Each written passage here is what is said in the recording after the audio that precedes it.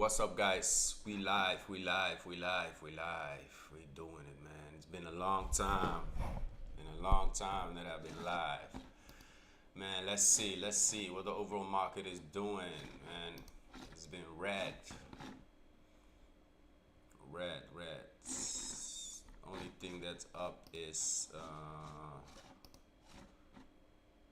drug manufacturers. Everything is down, as you can see.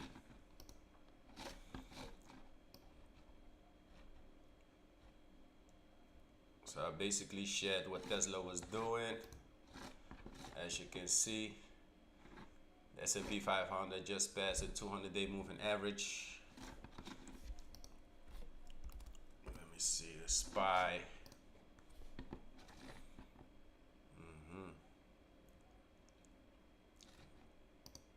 Price of oil.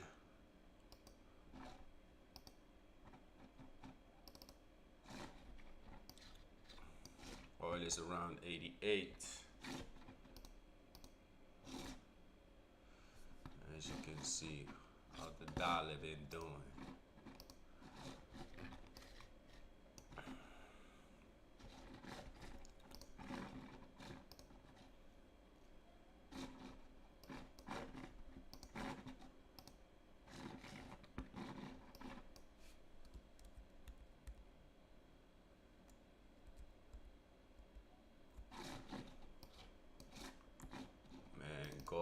What's gold been doing? Gold had peaked on the daily around $1,996, and the fix basically went up. So let me see what the fear index been doing. The fear index,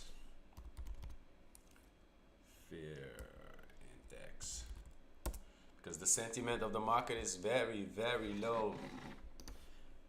Fear and greed, model sentiments.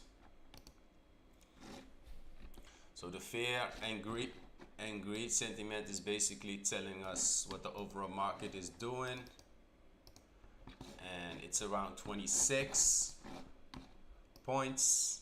So last time we were in fear, previous close 1 week was 32. As you can see, we pretty much are lower than the 32 points. We're now at 26, and you know, when there's fear in the market, we buy. As you can see, the S&P 500 is around 4,224. So we almost gonna reach extreme fear. We could see more fear in the next weeks coming. And you know, when there's fear, we buy. Man, it's pretty hectic, man. But let's see what the big guy is telling us. Federal Reserve Chef Jerome Powell, what is he got to tell us on the table? So let's listen.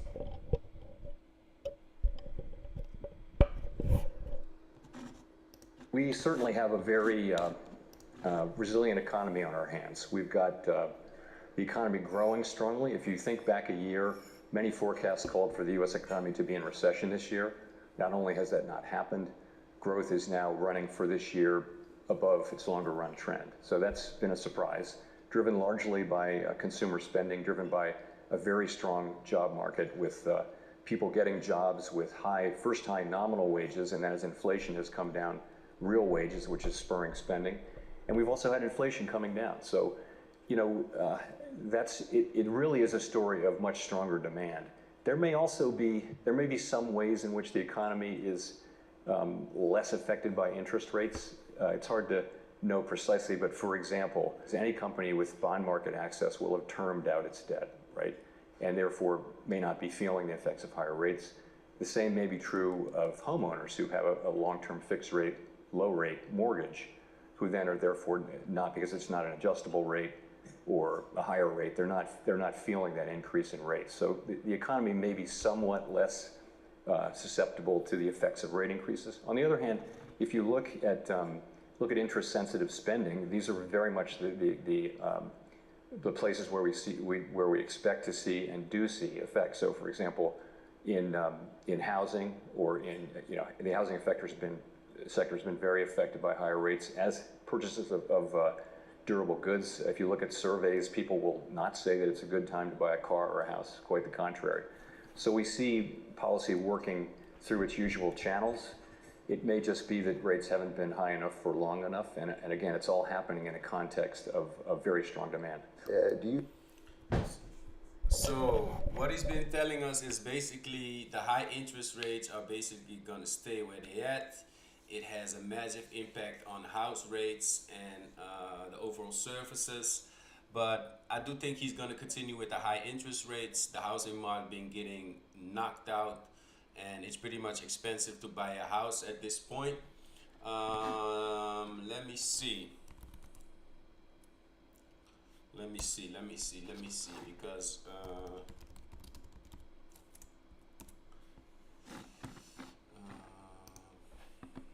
let me see. So interest rates is around 5.56%, as you can see. And as you can see, back in 2020, it went all the way down, and then here around 2022, it went all the way up, because the Fed is basically are fighting inflation, and the only tool that they got is basically the interest rates. And as you can see is that the majority of those companies, housing companies and luxury cars, are pretty much too expensive for people to buy. So that's basically what's been happening. So let's continue. You see historical precedents for having a growing economy with high rates. And what he also is telling us that due to the fact that interest rates is still high, he doesn't see that the economically is basically at a point that it can't handle the high interest rates. So I think that he's going to continue with the high interest rates unless he will see the economy will plummet. And he will do so by reducing the stock market. He pretty much don't care if the stock market's coming down, and he will continue to hold this policy that we hold it with the high interest rate, because that's the main enemy. That's the main enemy for the Federal Reserve right now. It's over a long period of time. I mean, as you look back, I mean, is it like the late 90s, for example? What analogies do you draw as you try to determine what this might be doing to the economy over the longer term? So that's really a question about what the level of rates will be going forward, what the neutral level will be. And I think it's very hard to know confidently what the answer to that will be in 5 years.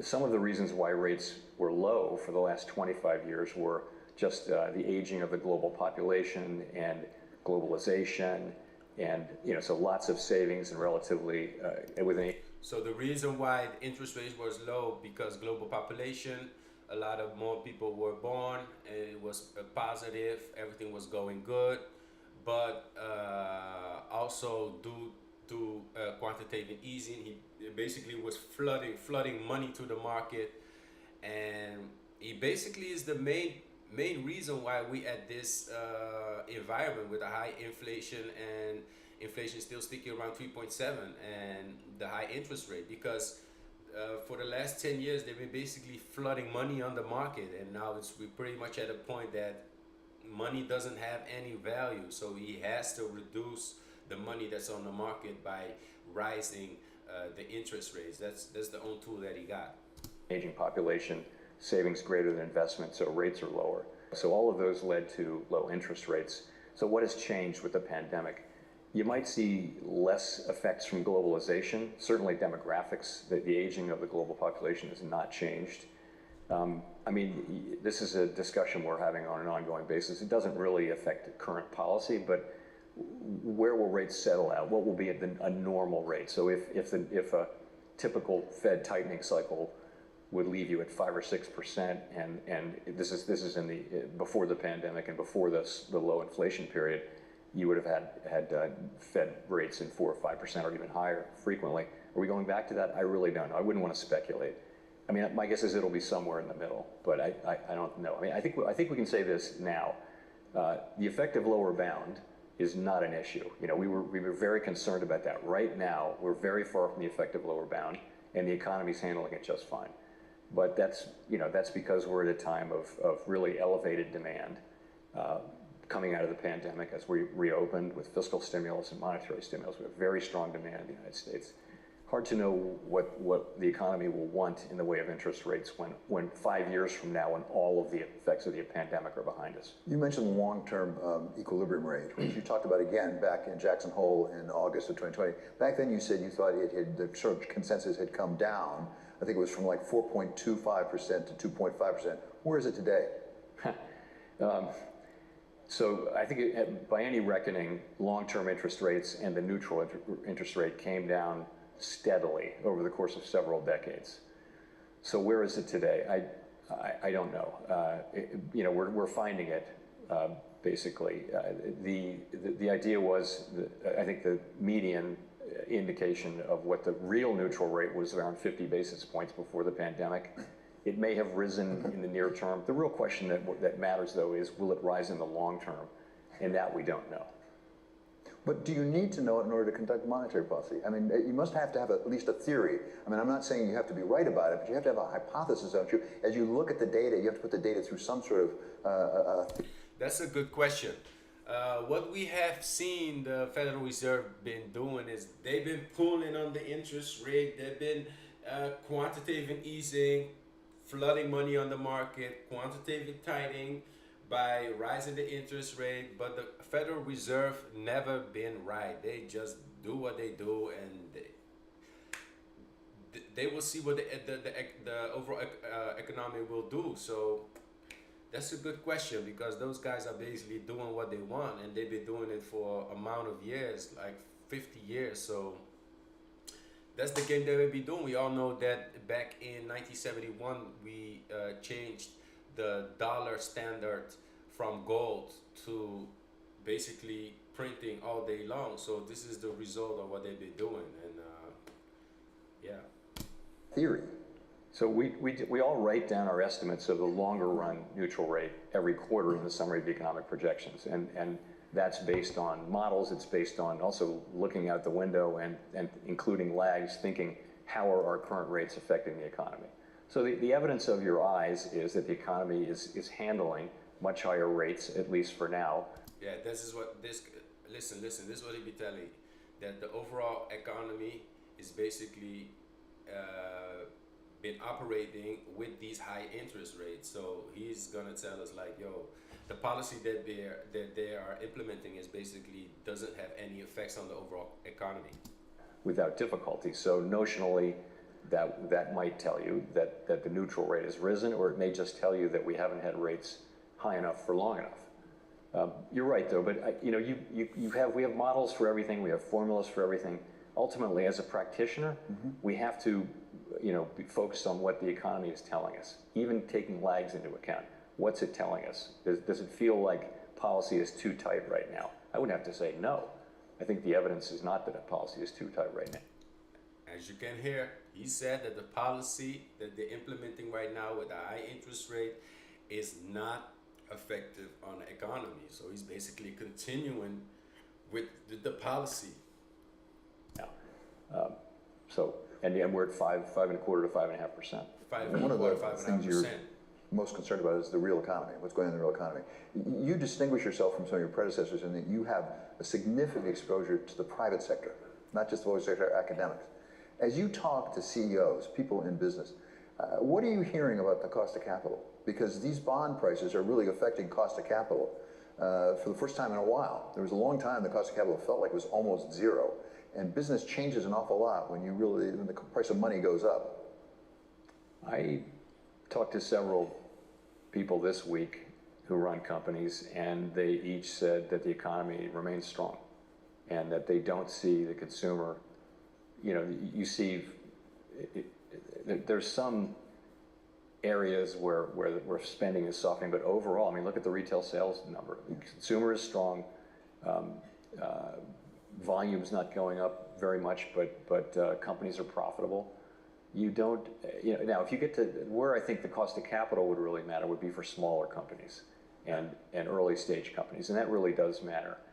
So we don't have a lot of tools. We have interest rates, and they're far from perfect. It's famously a blunt tool, but it's what we have to get inflation. We don't have a lot of tools, but we have inflation rates, and it's basically a blunt tool, and that's all we have to get inflation down. Yeah, from the horse mouth itself. Down, and really the world counts on us to deliver low and stable inflation. That's what we have to do. And at a time like this, there are, we know that we're having negative effects on, we had the home builders in this week. It's a very tough time in the whole home building industry. And we know that. But ultimately, what we want to get back to is a long period of price stability. That's the best thing we can provide. And that policymakers and businesses and everyone and people can just lead their lives not worrying about inflation. This is what we can deliver. It's what we have to deliver. And this is the time. Our independence is not for times when we're really popular. It's for when we're doing something that really the public counts on us to do, notwithstanding that it's challenging and difficult. And higher interest rates are difficult for everybody. You have not wavered from your commitment to 2%. You did it again today, 2%. No question about it. There are those who suggested, including some colleagues in the Fed, that maybe the bond market is doing part of your job for you. Is that the way you see it? Look, I would say it this way. The whole idea of tightening policy is to affect financial conditions. And to the extent higher bond rates reflect that they do, they're producing tighter financial conditions right now. So that's how monetary policy works. That's literally how it works. So again, in principle, as long as bond rates are going up for some reasons, and they're not going up just because they expect us to do things, so that if we don't do them, they'll come right back down. And we don't think that's the case. Actually, I don't think it's the case. It doesn't seem to me that's where analysis leads you. Then sure, that's a tightening. That's exactly what we're trying. Yeah, bonds rates been going up. It's been going up. It's been going up. Bond rates been going up. Let's take a peek at what's bond rates been doing. So the 2 years went all the way up to 5.2. The 2 years been all the way to 5.2. Let's see what the 10-year been doing. The 10-year.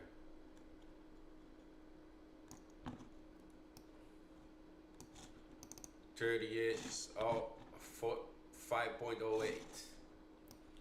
And let's see what the 10-year has been doing. The 10-year. Where you at? Where you at? Where you at when I need you? Where you at? Where you at when I need you? The 5 years. 4.8.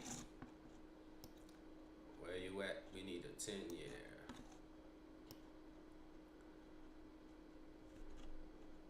Where you at when you need them? Where you at when you need them? Let me see. Where you at? Here. So the 10-year went all the way up to 4.9, and it came down. So these big players are like, yo, why would I put my money in the stock market when I can get 5% stably without any risks? So that's why a lot of companies are basically moving from the stock market, which is pretty much volatile, and going to the bond market. So it's basically been doing the work for the Federal Reserve. To achieve. And therefore, it seems like almost arithmetic. It must reduce some of the impetus for you to continue to raise rates. At the margin, it could. I mean, I think that remains to be seen. And by the way, I'm not blessing any particular level of longer-term rates, but just in principle, that's right. The more my company... So yeah, that was basically the Federal Reserve talking about the current policy they've been having for pretty much going 6 months, 9 months, almost a year right now. So yeah, it's getting pretty hectic, man. It's getting pretty hectic. Very interesting. So guys, don't forget to subscribe on my YouTube channel. We've been doing great. I hear a lot of people been sending me messages about how to make money on the stock market and so. And I pretty much like to share those knowledge with you guys, but you have to do your own due diligence. We pretty much up almost around 500 subscribers, so don't forget to subscribe on my YouTube channel.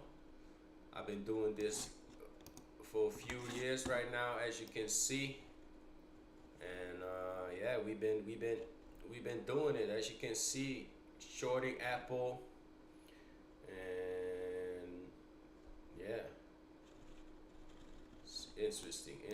So let us take a look at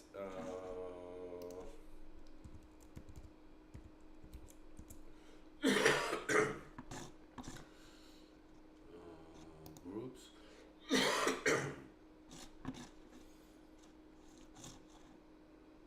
Performance.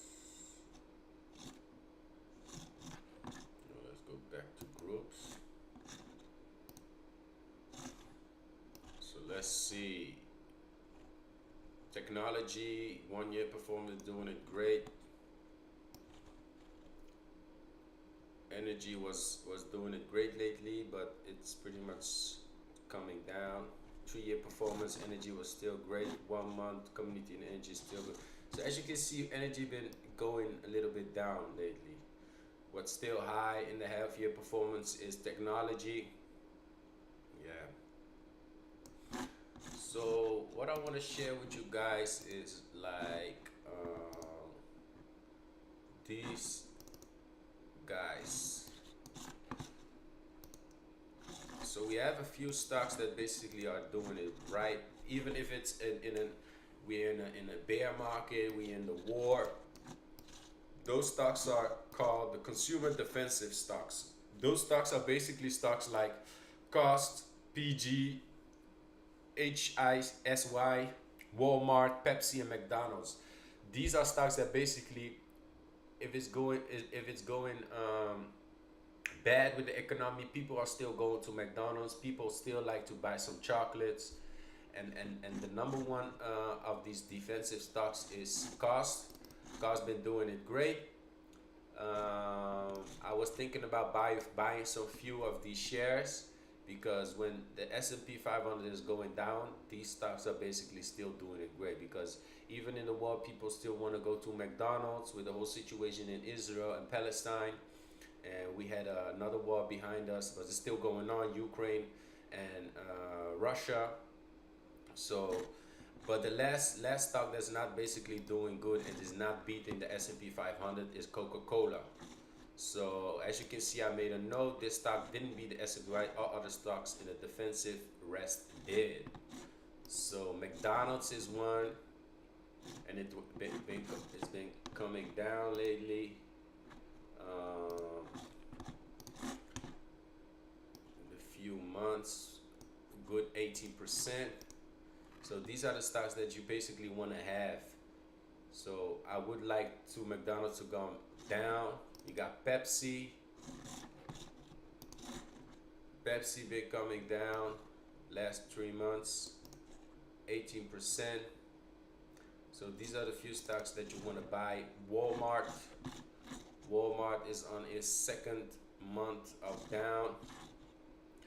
So these are the stocks that you want to buy, because Walmart is basically it's basically a consumer price index. It's basically telling you what is the average power of the consumers in the United States, because people love Walmart, man. People really love Walmart. They really love Walmart. So, and I do want me some few Walmart stocks, but for now it's too expensive. We got HSY, the Hershey Company. Let me see what the Hershey Company is doing.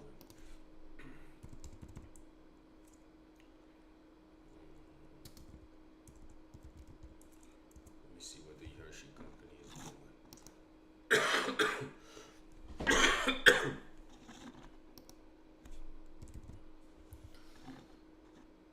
think the Hershey Company is like chocolates or something.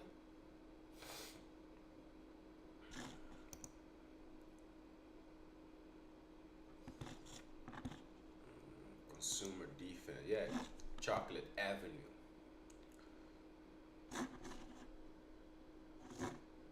Yeah, it's basically chocolates, man. Doing it right. About us.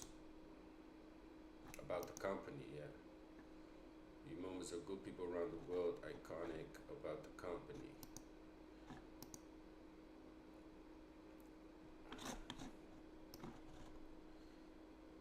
vision to make chocolate. Yeah, Hershey is basically a chocolate company. People still love chocolate, man. 190 per share. Maybe I could buy a few shares of these. But I need it to come down more. Basically went up all the way. If it would reach this level, around 60 would be a good buying opportunity. But for now, I'm not touching it. Yeah, it has to come down more. So HSY would be a good company for me to look. Yeah, so what I've got for you guys.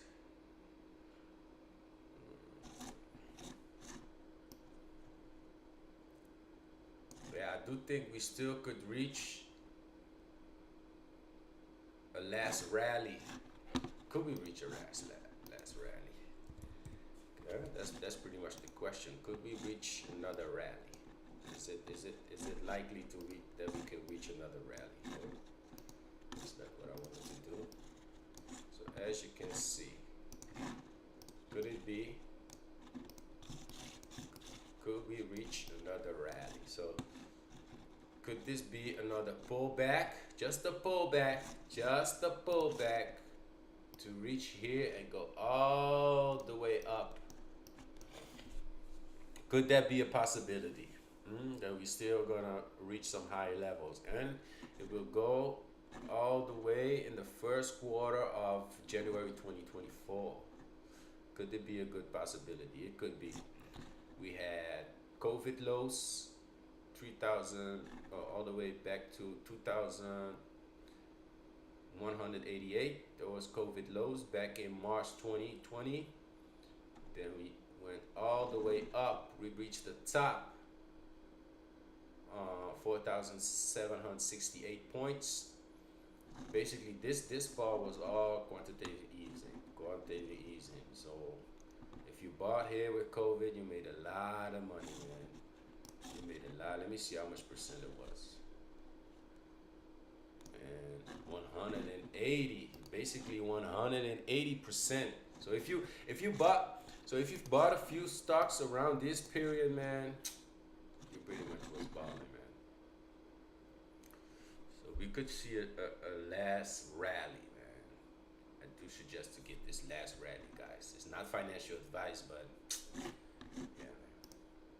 So guys, that was my live session. I hope you like my videos. Hit me on my YouTube, subscribe to my YouTube channel. We pretty much live in a hectic time. There's a lot of money to be made to be financial free.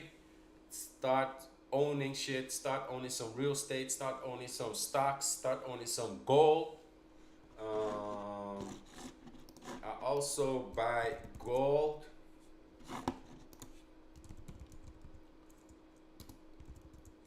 So this is the company where I buy gold at.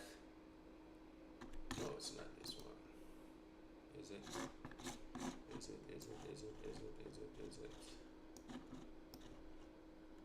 Hold on, gold. Yeah, so this is the company where I buy gold at. And yeah, I would suggest for you guys also to buy some gold, because I do think that gold's gonna has some big potential to reach these higher levels, and that would be some very significant things to do.